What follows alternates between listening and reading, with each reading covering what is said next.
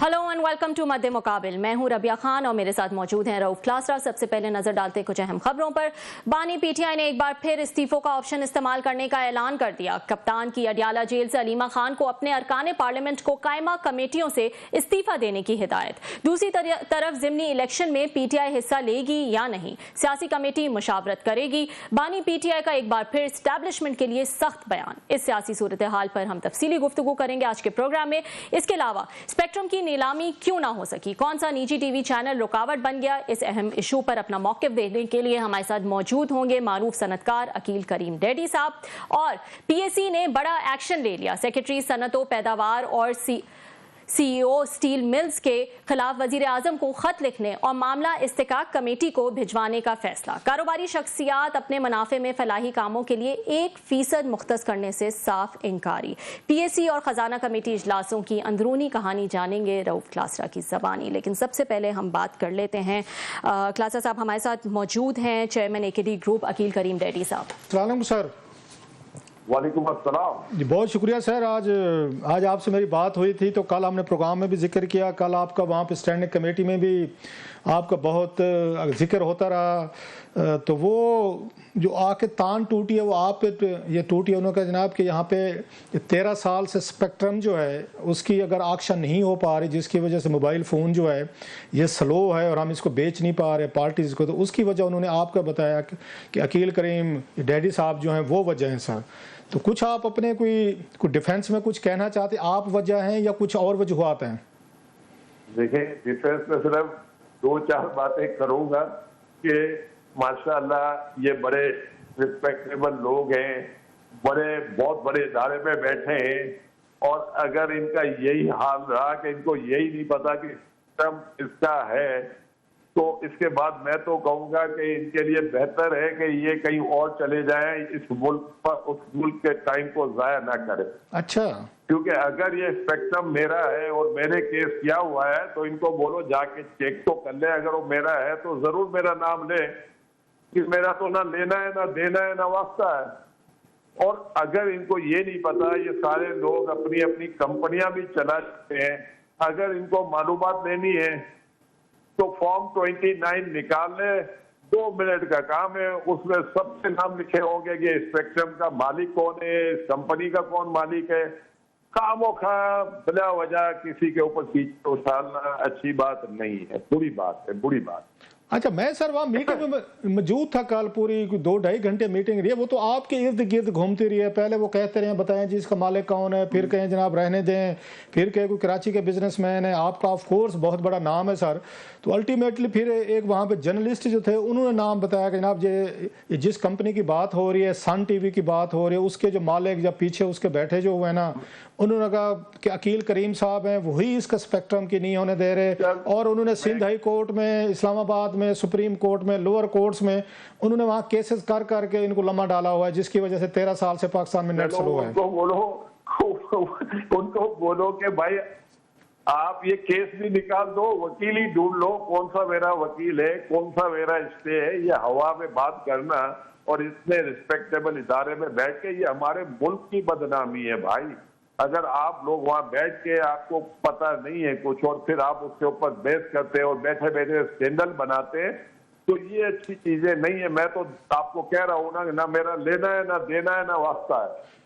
अच्छा, आपको मैंने इतनी अच्छी सी बात बता दी कि कंपनी का फॉर्म 29 मंगवा लो ना, 2 मिनट लगेंगे।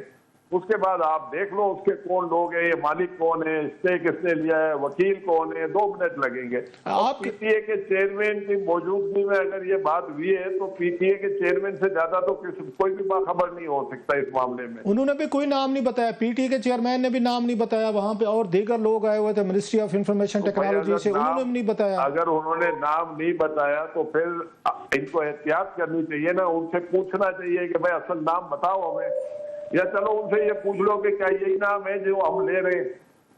अच्छा, ये हम इतने कराची में बैठे हुए हैं, बैठे बैठे पता नहीं है कौन सी बहस छेड़ देते हैं, कभी किसी चीज को लेके बैठे होते हैं। इनको इन इदारों में बैठ के इनको एहतियात करने की जरूरत है। अगर हाँ कोई स्कैंडल है जरूर उसको आइडेंटिफाई करे। स्कैंडल तो मुझे नहीं लगता है कि इनमें हिम्मत होगी कि ये कभी आइडेंटिफाई किया होगा इन्होंने। वो तो आपका नाम लेने से डर रहे थे, स्कैंडल तो दूर की बात है, कोई नाम नहीं ले पा रहा। तो आखिर पे एक सहाफी ने कहा जनाब कि ये AKD साहब हैं जिनकी बात हो रही, सन टीवी के मालिक हैं वो, और सन टीवी ने स्टे लिया हुआ है। कह रहा हूँ ना, आप सन टीवी के फॉर्म 29 निकाल लो, स्पेक्ट्रम का निकालोगे 2 मिनट में पता चल जाएगा आपको। तो आप ये सन टीवी के मालिक कभी थे, आपने बेच दिया है या अभी आपके पास है? देखिए, सन टीवी मेरे पास नहीं। ओके। सन टीवी अगर मेरे पास था भी तो बहुत शॉर्ट टाइम रहा है, और वो सन 20 था, सन टीवी नहीं था। अच्छा। बिजनेस चैनल था वो, और वो भी बहुत थोड़े अरसे हमने चलाया। लेकिन इस मुल्क में आपको पता है, आप अच्छी बातें करेंगे तो आपके ऊपर केस होने शुरू हो जाते हैं। तो ये पाकिस्तान कौन शरीफ आदमी इस काम में आएगा?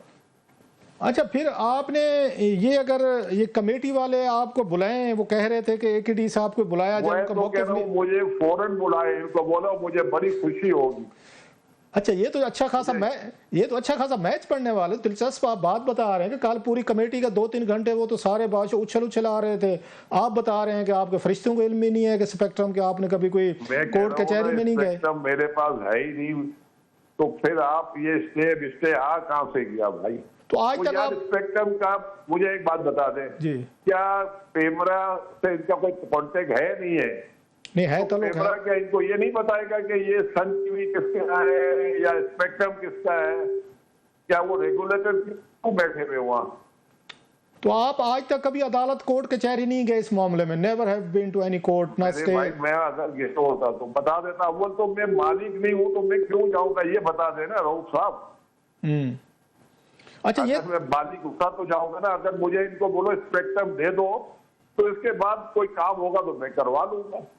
अच्छा, दैट्स वेरी इंटरेस्टिंग। स्पेक्ट्रम तो दे दो यार। अच्छा, ये तो चले, आपने ये पोजीशन क्लियर कर दी सर। चले आप थोड़ा सा आप हैं तो आप पे, क्योंकि बहुत सारा मुल्क के मामलात भी जानते हैं, बड़े बड़े आपका रोल भी रहा है, बहुत सारी चीजों पे कंट्रोवर्सीज भी रहती हैं, जैसे आपने कहा। तो कह रहा हूँ कि मुझे सिर्फ इसका अफसोस नहीं है, चलो उनसे गलती हो गई, लेकिन इनका काम है खुदा के वास्ते कभी किसी चीज पे बहस करे तो उसकी स्टडी करके जाए।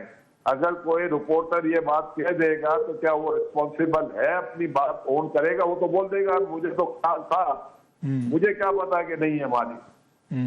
तो मैं ये कह रहा हूँ, आप किसी भी नाम लेते हैं, लेने से पहले खुदा के लिए, इस मुल्क के लोग वैसे ही भाग रहे हैं, आप यहाँ लोगों को अट्रैक्ट करें। हम लोगों को इनवाइट करते हैं पाकिस्तान में इन्वेस्ट करें। आप पता नहीं वो ख्वाब देख के आते हैं, रात को क्या ख्वाब देख के आ जाते हो जो सुबह उठा के बहस कर देते हो बिला वजह। अच्छा सर, ये बताएं कि आपका, क्योंकि माजी में हमने देखा कि जब यहाँ बिजनेसमैन मिलते थे जनरल बाजवा साहब से, दीगर से, तो आप भी आते होते थे कराची से, दीगर लोग। अभी जनरल आसिम मुनीर साहब की मुलाकातें हुई, आप भी मौजूद थे सर उन मुलाकातों में?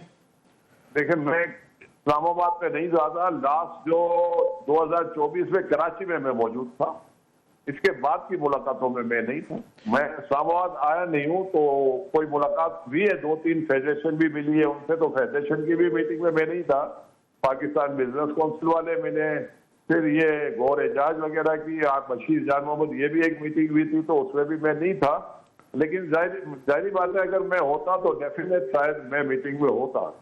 अच्छा, तो आपकी जो मुलाकात कराची में हुई थी उसके बाद क्या आपका इंप्रेशन था? या दीगर जो बाद में बिजनेसमैन मिले हैं उनका क्या इंप्रेशन है कि आर्मी चीफ से मुलाकातें जो हुई हैं आज, जो सेटिस्फाइड माजी में, क्योंकि आपकी पहले भी मुलाकातें होती थी जनाब बाजवा साहब के दौर में तो ज्यादा होती थी।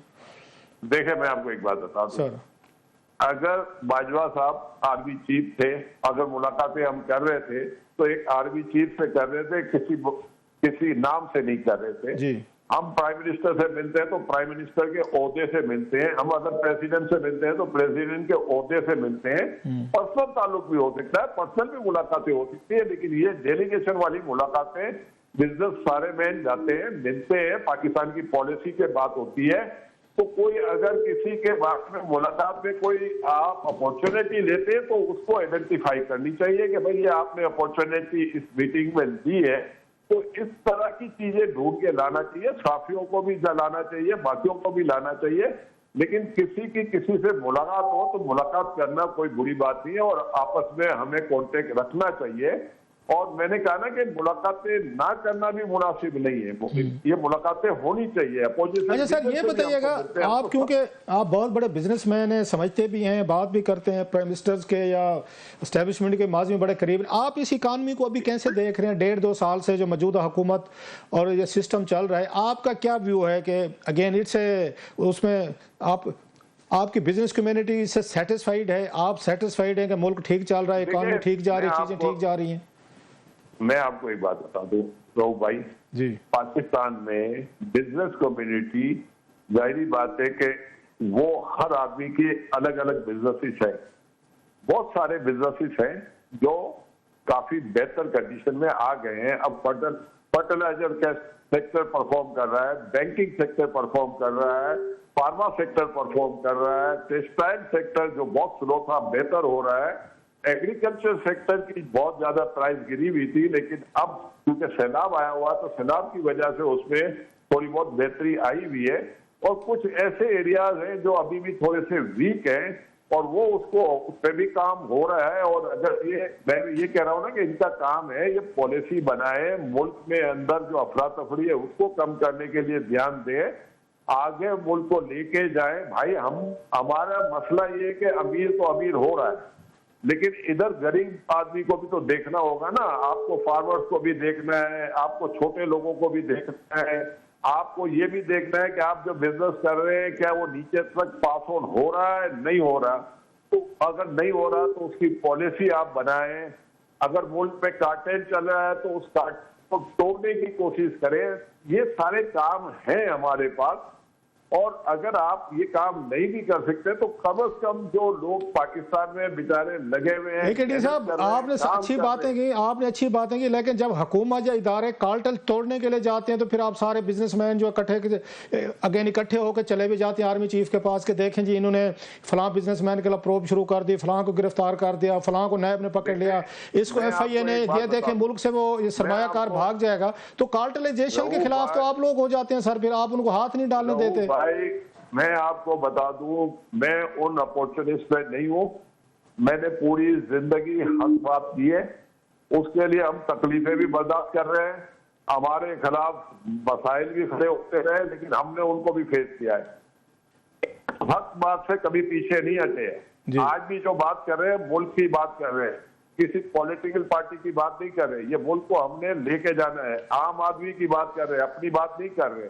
अपने लिए आज तक 50 साल का मेरा रिकॉर्ड है कारोबार का। कोई ढूंढ के बता दो ना, कोई एक चीज बता दे कि अकील डेडी ने कभी अपने लिए ये चीज मांगी हो, तो फिर मजा आएगा ना। इतने एक्सपर्ट लोग बैठे, इतने जर्नलिस्ट बैठे हैं, इतने माशाल्लाह पाकिस्तान में बैठे, कोई एक चीज दे देंगे ना तो मैं बड़ा खुश हो जाऊंगा। अच्छा, आपने अभी कहा कि 2-3 सेक्टर्स का नाम लिया, बाकी के लिए मैं 2 की बात करूंगा। बैंकिंग सेक्टर बहुत अच्छा परफॉर्म कर रहा है, एग्रीकल्चर का आपने कहा कि थोड़ा सा बेहतर हो गया क्योंकि फ्लड वगैरह आ रहे हैं, तो बैंकिंग सेक्टर तो हमेशा से परफॉर्म कर रहे हैं। 200, 300 बिलियन रुपीज के प्रॉफिट की हुकूमत पाकिस्तान इनसे बारो करती है, 20-25% पे लोन लेते हैं, शॉर्ट टर्म लोन लेते हैं। ये तो आम आदमी को तो लोन ही नहीं देते, आपके स्मॉल कॉर्पोरेट इंडस्ट्री को। ये तो बैंकिंग, तो अगर साथ छोटा सा, ये बैंक वाले तो इनके तो सर, इनकी मतलब बाजू सब से कढ़ाई में सर, ये तो मजे कर रहे हैं। एग्रीकल्चर की बात की तो प्राइस तो उस वक्त किसानों के लिए तो 2000 रुपए वो गंदम थी, अब क्योंकि शॉर्टेज हुई, जिन्होंने स्टोर की हुई थी वो 3000 रुपए में चले, किसान को तो कोई फायदा नहीं हुआ, रूरल इकॉनमी तो तबाह होकर रहेगी सर। देखें रऊफ भाई, आपको एक मैं बात बता दूं सर, आपने जो बात की ना 21%, आज 21% नहीं है। आज बैंकिंग सेक्टर को 11% भी रिटर्न मुश्किल से मिल रहा है। 21-22% था, आज है नहीं, क्योंकि आपके इन्फ्लेशन नीचे है। माल तो बड़ा कमाया है ना इन्होंने, हुकूमत से बारो करते रहे, हुकूमत ही बार है, हुकूमत इनको पैसे देती है, बैठे बैठे घर इनको पैसे मिल रहे हैं, बिलियंस रुपीस के प्रॉफिट कमाए सर। मैं आपको बता दूं कि जो गलत काम होता है ना उसके बारे में बहुत कम लोग आइडेंटिफाई करते हैं। आपके मुल्क में गलत काम हुआ है, IPP आपके मुल्क को खंगाल कर दिया उसने। अब उसपे किसी को, मैंने कहा लोग नहीं बोल पाते, उसकी वजूहत भी होती है क्योंकि आप इस तरह की बातें करेंगे तो आपके पास भी TV चैनल है, आपका भी ब्रेड एंड बटर वहीं से आता है, तो लोग एहतियात करते हैं, बहुत एहतियात करते हैं। लेकिन हमें एक बात ध्यान में रखनी चाहिए, जो भी चीज इस मुल्क के अगेंस्ट है उसे हाईलाइट करनी चाहिए। जो सबसे ज्यादा फार्मर्स को नुकसान हुआ है कि गवर्नमेंट ने कोटा 100 रुपए फिक्स किया था मन का आपका wheat गंदम और का पाकिस्तान में 32 मिलियन टन फार्मर ने वीट प्रोड्यूस की और किसी ने वो वीट उठाई ही नहीं, जिसकी वजह से वो वीट जो 4,000 रुपए मन थी वो 2,000 रुपए मन हो गई। ऐसा ही है। तो ये जो बेचारे फार्मर छोटे लोग और आज 3,000 रुपए हो गया उसकी कीमत। ये फ्लड वाला जो कह रहे हैं जिन्होंने स्टोर की हुई थी उनको मजे हो गए हैं। देखे आज वो फार्मर के पास तो नहीं है ना, नहीं है ना, वो तो बड़े लोगों के हत्थे मिडल मैन के पास चली गई। अब जब तक फार्मर्स के पास थी वो तो बेचारे मारे गए ना। ऐसा ही है। तो हमें तो इस तरह की पॉलिसी बनानी चाहिए कि छोटा आदमी मजबूत हो। हमारी पॉलिसी उनको मजबूत करती नहीं है ना, मसला ये। अकील साहब, अभी आपने बात की थी जो मीटिंग हुई थी फील्ड मार्शल आसिम मुनीर साहब से, उसमें बिजनेस कम्युनिटी बहुत परेशान थी एफबीआर के इख्तियारात को लेकर के। उनको जो है इख्तियारात बहुत ज़्यादा दे दिए गए हैं और हमने देखा कि पहले उन्होंने मीटिंग एक मांगी थी प्राइम मिनिस्टर साहब से, फिर शायद उनके पास टाइम नहीं था तो फिर उन्होंने ये मीटिंग जो है वो फील्ड मार्शल आसिम मुनीर से कराई। उसको लेकर कोई अपडेट है क्या? आप सेटिस्फाइड है बिजनेस कम्युनिटी? एक बात बता जी एक सेकंड, मैं अगर ये फिनिश कर लूं, क्योंकि एक और चीज जिसपे उन्होंने एक और चीज जिसपे उन्होंने कहा था वो इंटरेस्ट रेट्स के हवाले से भी था और फिर हमने देखा कि एमपीसी हुई और उसमें इंटरेस्ट रेट्स में कोई कमी नहीं आई। तो अगली दफा भी बिजनेस कम्युनिटी ये प्रेशर डालेगी, पुश करेगी कि इंटरेस्ट रेट्स में कमी आए। इस हवाले से भी क्या फील है? इन दोनों बातों के हवाले से बताएगा। देखिए, नंबर 1 आपने जो सवाल किया कि एफबीआर को पावर देना, ठीक है ना, मैं ये समझता हूं कि आप इस मुल्क के साथ ज्यादती कर रहे हैं। आप एफबीआर को जो पावर दे रहे हैं आप इनको खराब कर रहे हैं। आप एक तरफ कहते हैं कि पूरे मुल्क में करप्शन है और करप्शन होने के बाद आप कहते हैं कि एफबीआर को पावर दे दो, तो इसका मतलब पावर का तो मिसयूज होगा ना। आप परवेज मुशर्रफ का दौर उठाएं, उस दौर में अब्दुल्ला यूसुफ साहब चेयरमैन थे, एफबीआर के सारे पावर फलक कर लिए और पाकिस्तान का रेवेन्यू टारगेट अचीव होता था। तो आपको भी यही करना चाहिए, जो पावर इनके पास है वो भी ले ले, उसके बाद आपका कलेक्शन बढ़ेगा। अगर आप इनको बिला वजह जितने पावर देंगे उसका मिसयूज होगा और उस मिसयूज की वजह से ये मुल्क आगे नहीं जाएगा, मुल्क को नुकसान होगा। अच्छा, उनके दौर में आपने अब्दुल्ला यूसुफ साहब की बात की, उनके दौर में 3-4 हजार अरब टारगेट होता था तो वो भी शॉर्टफॉल आ जाते थे। अब तो 16,000 प्लस। गारंटी देता हूँ कोई शॉर्टफॉल नहीं आता था अब्दुल्ला यूसुफ के दौर में। और अब्दुल्ला यूसुफ के दौर में मैं आपको बता दूं 2000 का आप बजट उठा रहे हो, पाकिस्तान का टारगेट 350 अरब रुपए था और जब इन्होंने 2008 में आखिरी बजट दिया था तो वो 1450 मिलियन रुपए का था। सर उसकी वजह है आप जानते हैं जनाब मुशर्रफ साहब उस वक्त या पाकिस्तान जो है वॉर ऑन टेरर में अमेरिकन के हम पार्टनर थे और $1.5-2 बिलियन हमें वो वहाँ कोलेशन सपोर्ट आ रही थी। So we were getting funds from American and हमें लोन नहीं लेने पड़ते थे, पैसे आ रहे थे डॉलर। मैं आपको उस बात पे नहीं जाऊंगा। हमें अमेरिकन ने कोलेशन जो फंड में जो पैसे दे रहा था उसकी कोई बहुत बड़ी अमाउंट नहीं थी, $1.5 बिलियन। हमारे उससे ज्यादा हमारे खर्च होते थे, लेकिन हमारे स्टेट डेफिसिट वगैरह इतने सीरियस नहीं थे, हमारी करेंसी इतनी वीक नहीं थी, हमारे डेफिसिट बिल्कुल मतलब मैं ये मानने को तैयार नहीं हूं कि टारगेट अचीव नहीं हुआ, ये गलत खबर है। फिर आप ये देखें कि कुछ पॉलिसियों का फुकदान उस दौर में हुआ होगा, जैसे उस दौर में स्टील मिल 2007 में प्रॉफिट में थी, फिर 2008 में लॉस कर गई। वो लॉस इसलिए कर गई कि फ्लैट का रेट होता था $300, वो बढ़ के हो गया $1200 और फिर वो $1200 से $280 हुआ, जिसकी वजह से स्टील मिल ने सफर किया। मैं ये कह रहा हूँ हम लोग बैठे क्यों हैं? हमारा काम है नजर रखे हर जगह पे, जहाँ आपको प्रॉब्लम दिखे वहाँ आप बैठे और बैठ कर उसको हल करें। तो ये काम हम लोगों का है। हमारा काम ये नहीं है कि कीचड़ उछाले लोगों पे।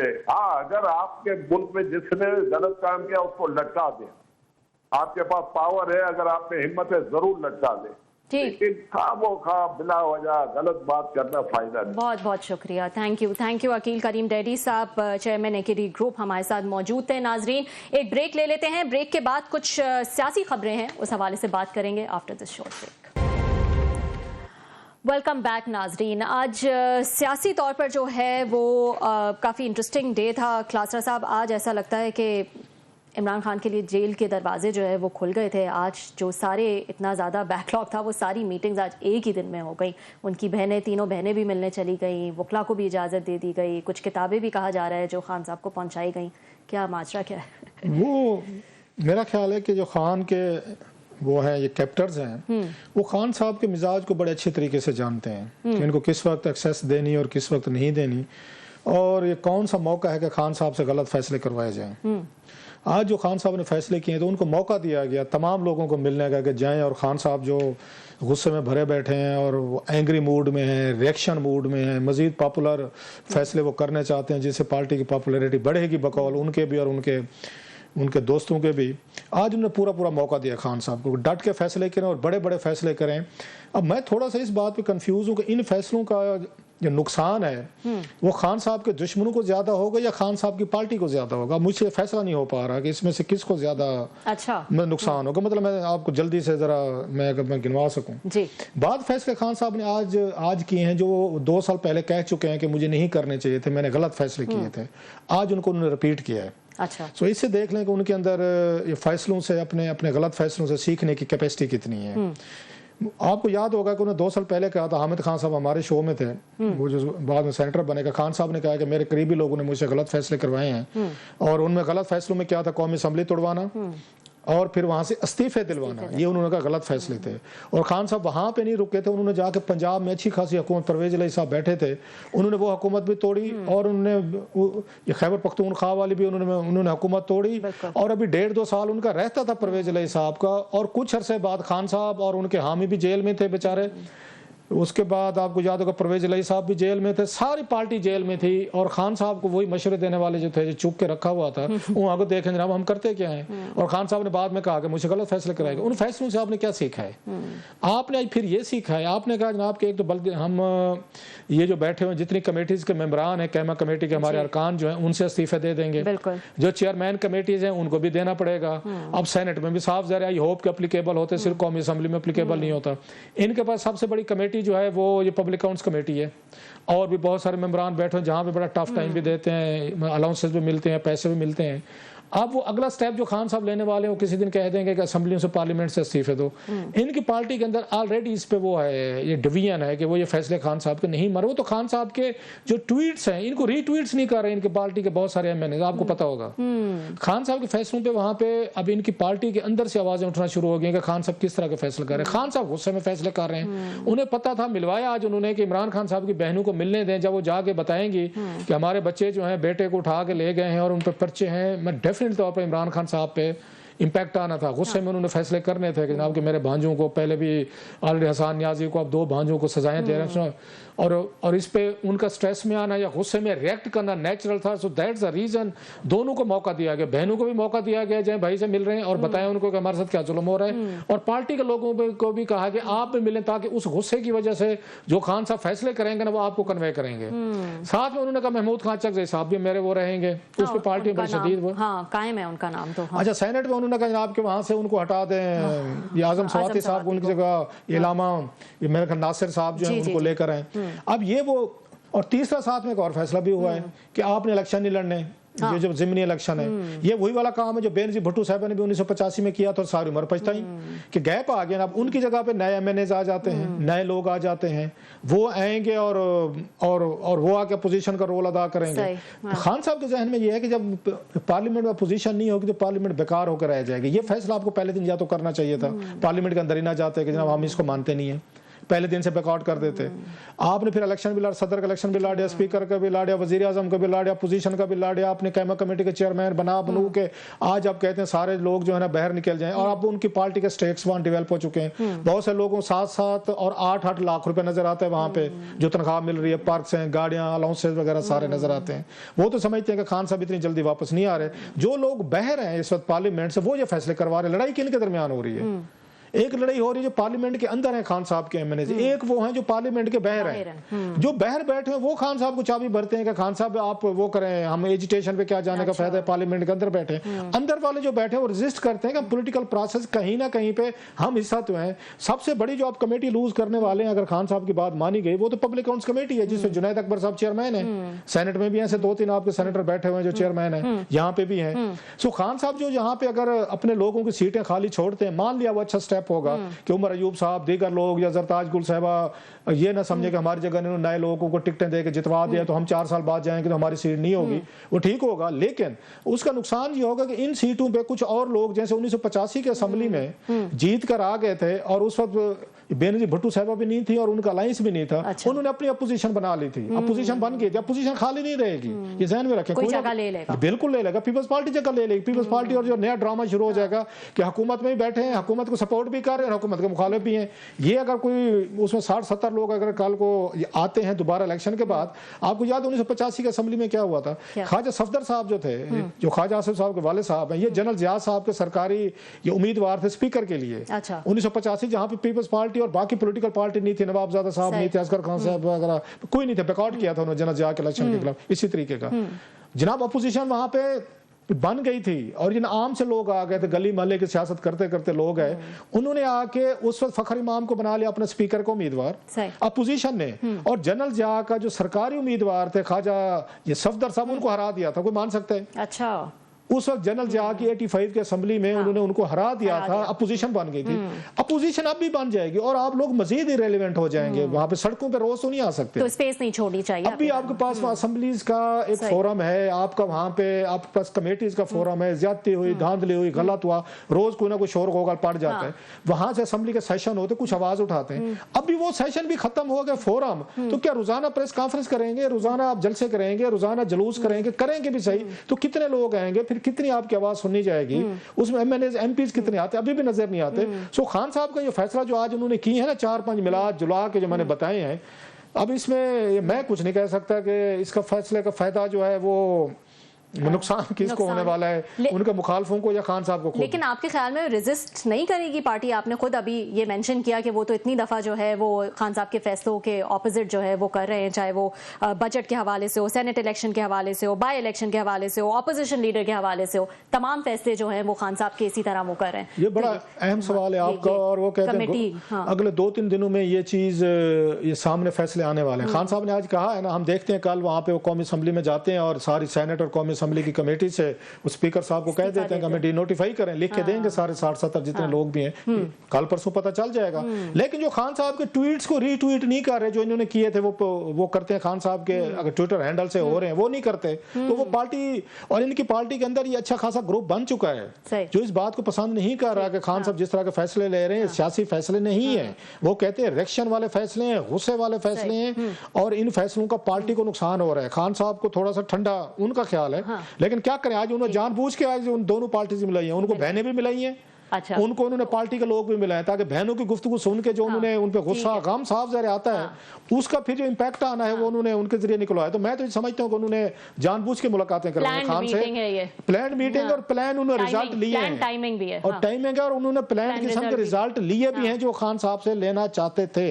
माई व्यू, मेरी राय है, ऑफ कोर्स के जिसमें को लोग अपना एतराज भी कर सकते हैं। ठीक है जी, इसी पॉइंट पे एक ब्रेक ले लेते हैं नाज़रीन, ब्रेक के बाद हम दोबारा हाजिर होंगे। वेलकम बैक नाज़रीन। आज पीटीआई के लिए जो है वो काफ़ी अहम दिन था क्योंकि आज इमरान खान की जेल में मुलाकातें काफ़ी अरसे बाद जो है वो देखी गई। ना सिर्फ उनकी बहनें, तीनों बहनों से एक्चुअली जो है वो मुलाकात कराई गई, बल्कि कुछ वकला जो हैं वो भी वहाँ पे गए। बैरिस्टर गौहर की भी मुलाकात हुई, चेयरमैन पीटीआई हैं, इसके अलावा सेक्रेटरी जनरल सलमान अकरम राजा साहब जो हैं वो भी वहाँ पर मौजूद थे। उसके बाद कुछ स्टेटमेंट्स और कुछ डिसीजंस जो हैं जो बाहर आए, उस हवाले से हम आपको बताते चलें। एक तो जो डिसीजन आया वो ये कि पीटीआई के जो लीडरान हैं जो कौमी असेंबली स्टैंडिंग कमेटी में है, वो फॉरेन कमेटीज से जो है वो इस्तीफा दे दें। ये जो है इमरान खान की तरफ से इंस्ट्रक्शन आई है पार्टी को। लेट्स सी कि इस पे क्या डिसीजन होता है। दूसरा, ज़िमनी इंतखाबात के लिए जो है वो कुछ कन्फ्यूजन मौजूद है पार्टी में, इस वक्त भी कन्फ्यूजन मौजूद है क्योंकि उसके हवाले से भी दो तरह की स्टेटमेंट्स आई हैं। अलीमा खान साहिबा ने कहा है कि उन्होंने पॉलिटिकल कमेटी जो है वो डिस्कस करे इस हवाले से कि क्या करना है, और फिर जो भी वहाँ पे डिस्कस होगा वो फिर वापस खान साहब के पास जाए और वो डिसाइड करें कि इस पे क्या फैसला वो करते हैं, यानी कि आखिरी फैसला उनका होना चाहिए। जबकि सलमान अकरम राजा साहब ने कहा कि आज पॉलिटिकल कमेटी डिसाइड करेगी कि ज़िमनी इंतखाबात में जाना है कि नहीं जाना है। पहले भी इस हवाले से वोटिंग हो चुकी है पॉलिटिकल कमेटी की। लेट्स सी कि आज की जो पॉलिटिकल कमेटी है उसमें पीटीआई क्या